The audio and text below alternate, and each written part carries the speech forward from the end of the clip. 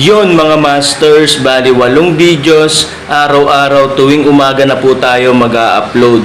Maraming salamat sa mga solid kong masters dyan na patuloy pa rin na sumusuporta sa aking mga ina-upload na kwento o videos. At sa mga hindi nag-skip, maraming salamat po sa inyong lahat.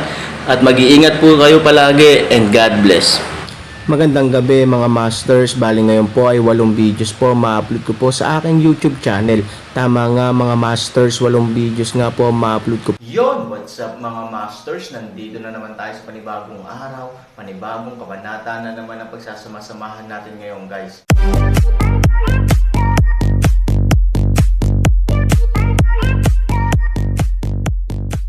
Bali mga masters, kung bago ka pa lang po sa aking YouTube channel, please click the subscribe button, lalong-lalo na po yung notification bell guys, para maging connected pa rin tayo sa isa't isa at maging updated kayo sa mga susunod ko pang video. Bali mga masters, bago natin umpisahan ng kwento ay mag-shoutout po muna tayo para sa mga solid nating tagapakinig. Shoutout kay Justino Villanueva at shoutout kay Lisa Paulite. Yun na nga mga masters, no? Bali hindi na ito patagalin. In 3, 2, 1, let's go!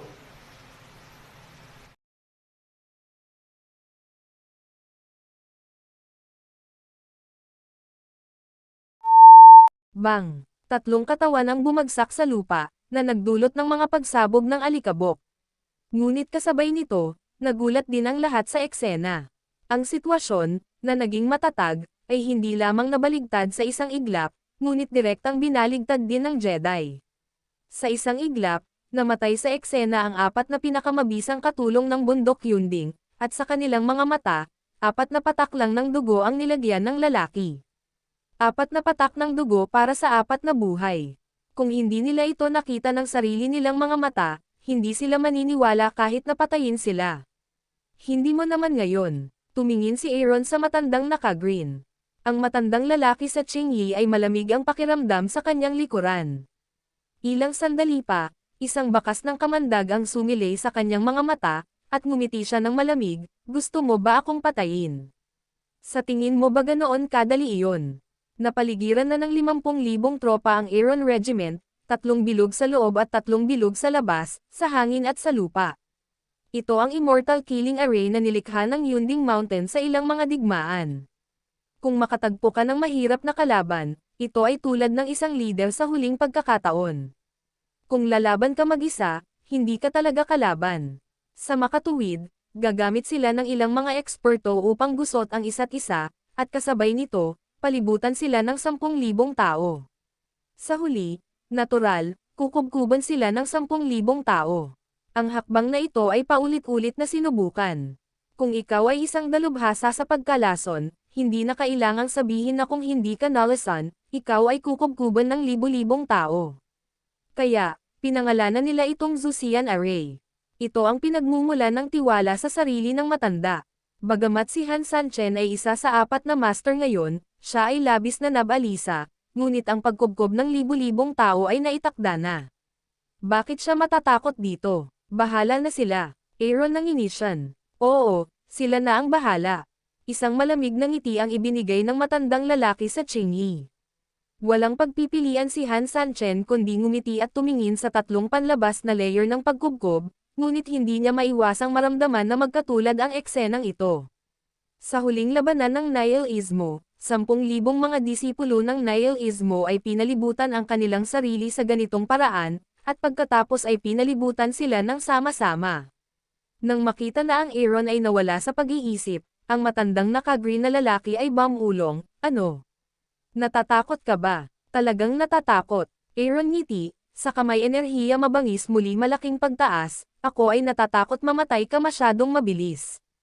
Arrogance nang makitang nagsimula ang Aaron, sinampal ng matandang nasa kanang kamay ni Green ang magic battle ng skeleton, at biglang bumulaga ang skeleton ng pulang sinag ng liwanag. Kasabay nito, mabilis siyang umatras at lumipad diretso sa langit. "Lahat ng sinusunod ng mga alagad ang aking utos at siya'y pinapatay." Sa sandaling uminom siya ng malakas, ang labanan ng Dharma ay itinapon ito sa kanyang ulo, inipit ang kanyang kanang kamay sa isang daliri ng Dharma, marahang hinawakan ang kanyang noo, at pagkatapos ay itinutok ang pangalawang kamay sa balangkas na labanan ng Dharma na bumagsak sa hangin. Isang malaking enerhiya ang direktang ibinuhos sa balangkas na labanan ng Dharma. Halos kasabay nito, ang kalansay sa tuktok ng labanan sa Pransya ay kumikinang ng maliwanag. Isang gintong liwanag ang bumaril mula sa ilalim ng labanan at direktang inatake ang Aaron. Sa lupa at sa gitna ng himpapawid, 50,000 tropa ang nag-order ng sabay-sabay, at 10,000 tao ang gumalaw ng sama-sama. Katulad ng Nihilist Sect, 50,000 attacks ang biglang tumama sa lahat ng direksyon at nakaipon ng Aaron. Well, it's time ta. Try. Hindi ko alam kung wala itong silbi sa ganoong katagal. Okay ka lang, sabi ni Aaron sa sarili at saka umiling.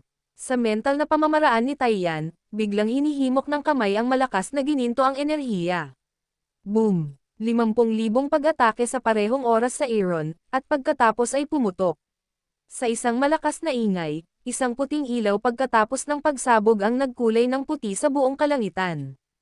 Ang malakas at nakasisilaw na liwanag ay hindi lamang hinayaan ang natitirang 20,000 katao na hindi lamang takpan ang kanilang mga mata gamit ang kanilang mga kamay, ngunit hinayaan din ang mundo na mahuli ang liwanag na iyon ng sabay-sabay.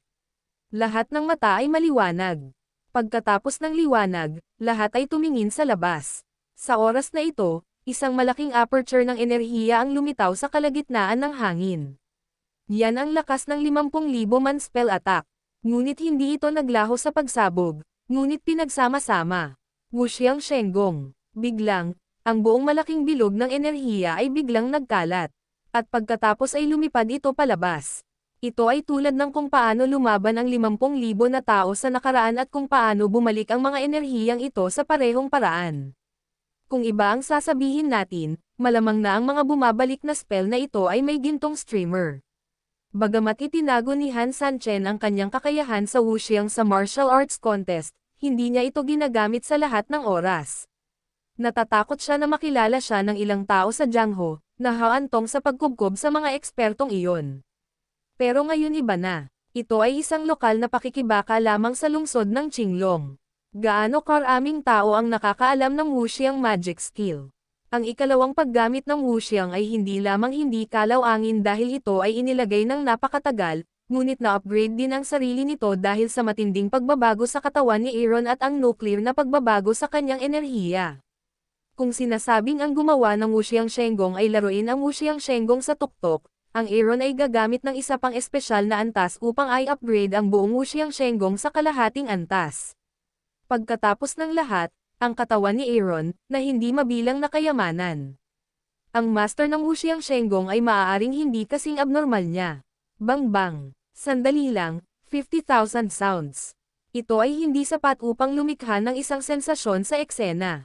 Ang isang grupo ng mga babaeng disipulo ng palasyo ng Bagyo ay natigilan, at ang mataas na espiritu na si Lord Fu ay bumagsak sa lupa. Ano ba naman ta? Sino ang kanilang nakilala? Hindi yata nila nakilala ang totoong Diyos. Ito. Nakahinga rin si Ning Yu sa pagkakataong ito, hindi makapaniwalang nakatingin sa eksenang nasa harapan niya.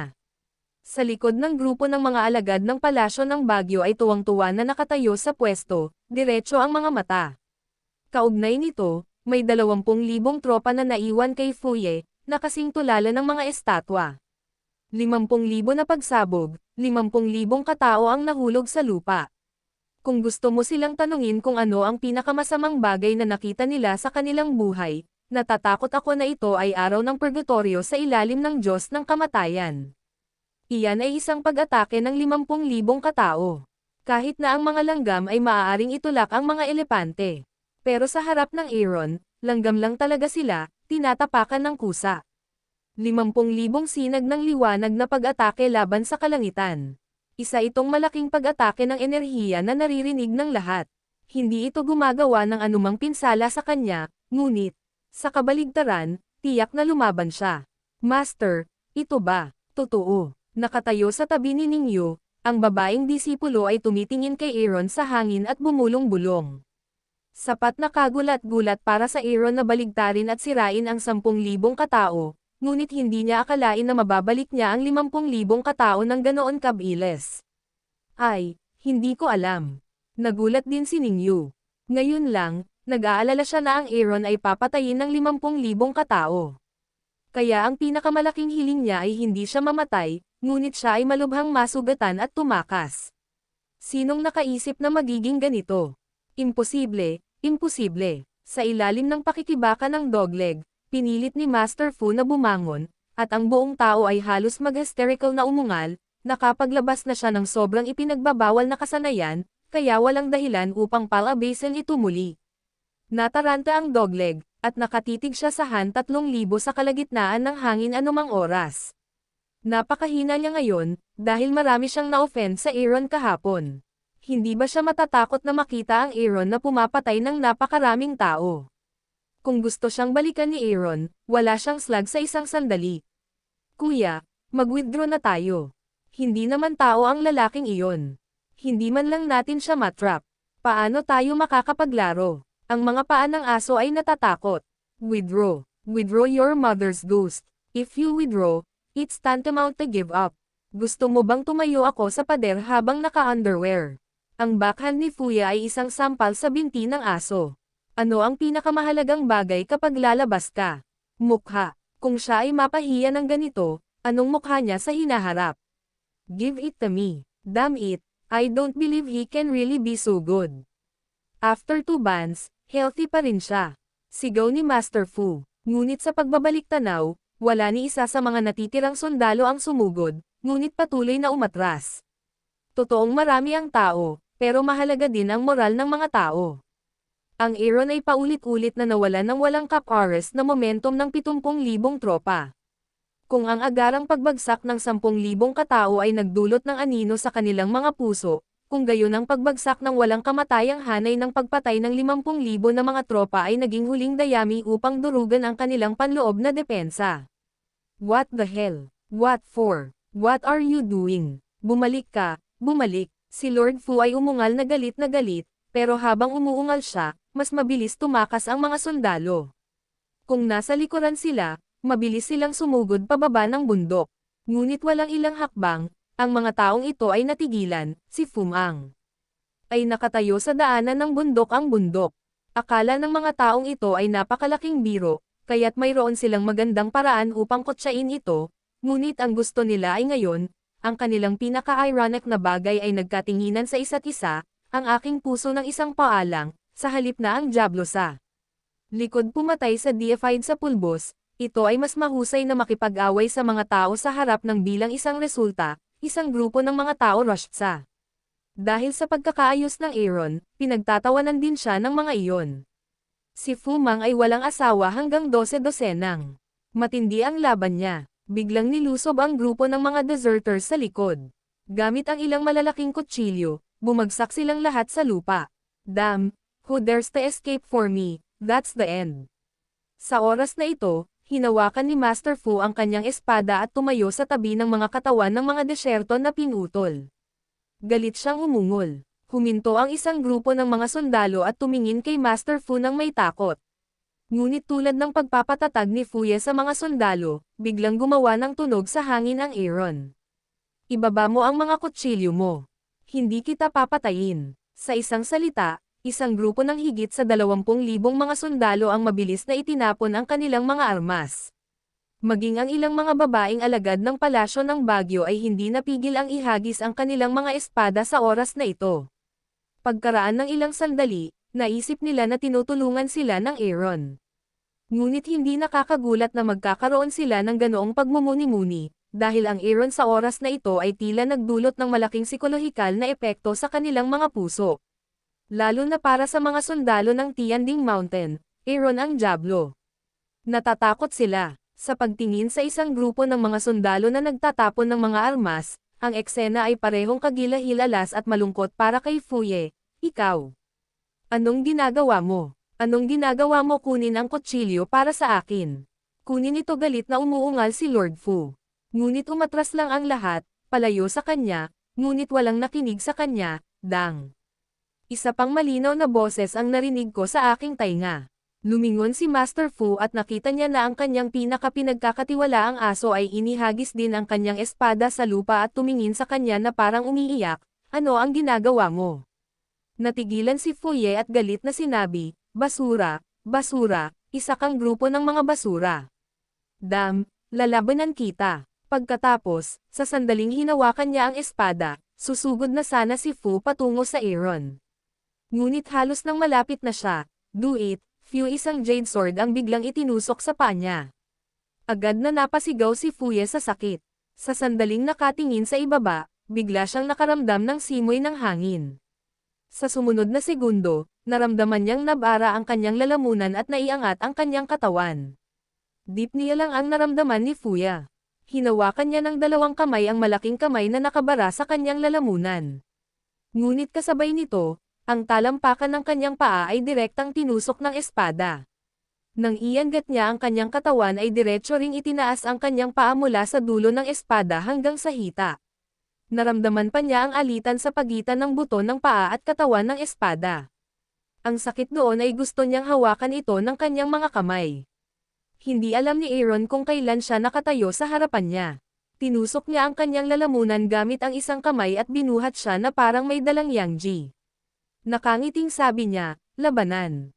Paano mo gustong baybayin ito? Yun na nga mga masters, no? Bali panibagong kabanata na naman yung natapos natin ngayong gabi. Muli, maraming salamat po.